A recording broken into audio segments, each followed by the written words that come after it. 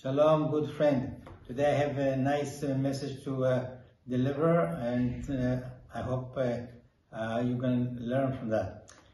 King Solomon says in one of his books, he said the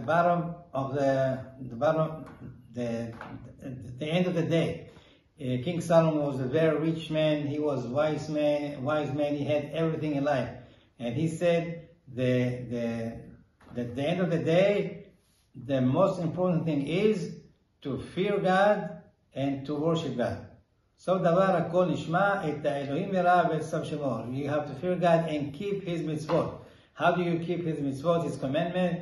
We have many rabbis give us different ideas of how to do that, but it's very simple. One of the rabbis said, who is a wise man? A man that knows how to overcome his evil inclination.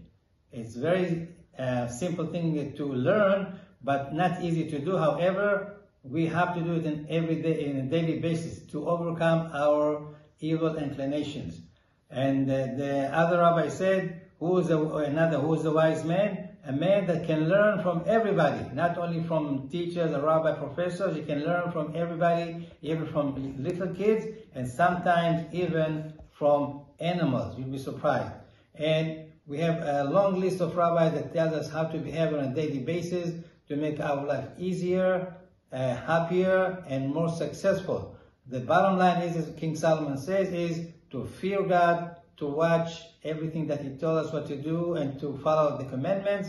And Be'ezrat Hashem, everything will be fine. And I wish you all the best, Be'ezrat Hashem, and do what our Rabbi tells us, and you will be on the right track. Thank you very much. Have a good day.